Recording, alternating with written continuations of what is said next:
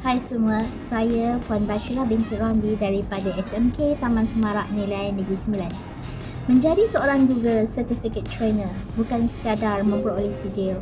Di sebalik pengiktirafan itu terdapat pelbagai cabaran yang perlu ditempuhi. Perancangan ini bermula dengan kesungguhan untuk belajar perkara baru. Banyak masa diperlukan untuk mengikuti latihan, menguasai pelbagai aplikasi Google, memahami teknologi pendidikan dan sentiasa mengikuti perkembangan terkini dalam dunia digital. Ada kalanya rasa penat dan hampir berputus asa, namun semangat untuk terus meningkatkan kualiti pengajaran menjadi kekuatan untuk meneruskan langkah. Cabaran sebenar bermula apabila membuat permohonan Google Certificate Trainer.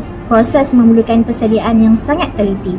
Saya perlu mengumpulkan pelbagai bukti, penyediaan bahan latihan, membina portfolio, menggunakan Google Site serta menghasilkan video yang memenuhi kriteria penilaian. Setiap bahan perlu dirancang dengan baik agar dapat menunjukkan impak sebenar terhadap guru dan murid. Bukan itu sahaja, setiap dokumen dan tugasan perlu disemak berulang kali bagi memastikan semuanya lengkap dan memenuhi kehendak penilai. Ada ketika berlaku kesilapan kecil yang memerlukan pembetulan desaan akhir. Ada juga cabaran semasa memuat naik dan menghantar tugasan yang benar-benar menguji kesabaran. Setiap proses memerlukan ketelitian, disiplin dan kesabaran yang tinggi kerana satu kesilapan kecil boleh menjejaskan keseluruhan permohonan. Dan Alhamdulillah, terima kasih kepada semua tim yang membantu sama-sama dalam proses permohonan GCP. Cabaran yang paling besar ialah mengimbangi masa. Sebagai seorang guru, saya tetap perlu melaksanakan tanggungjawab terhadap PDP, menyediakan bahan pengajaran, menjalankan pentafsiran, mengurus tugasan sebagai penyaras ICT, delima guru kelas serta melaksanakan pelbagai tugas di sekolah. Semua ini memerlukan penggunaan masa, tenaga dan komitmen yang tinggi. Selepas bergelar Google Certificate Trainer, cabaran itu tidak berakhir. Tanggungjawab menjadi lebih besar apabila perlu membimbing rakan guru, berkongsi ilmu, merancang bengkel serta membantu warga sekolah mengintegrasikan teknologi dalam PDP. Setiap sesi latihan memerlukan persediaan yang teliti supaya ilmu yang disampaikan benar-benar memberi impak.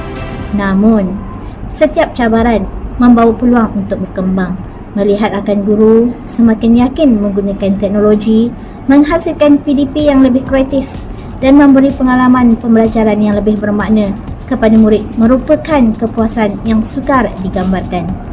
Perjalanan menjadi Google Certificate Trainer mengajar bahawa kejayaan bukan datang tanpa pengorbanan. Ia memerlukan usaha yang berterusan, kesabaran menghadapi cabaran dan kesediaan untuk terus belajar sepanjang hayat. Kerana akhirnya seorang Google Certificate Trainer bukan hanya menguasai teknologi tetapi menjadi pemangkin perubahan dalam dunia pendidikan.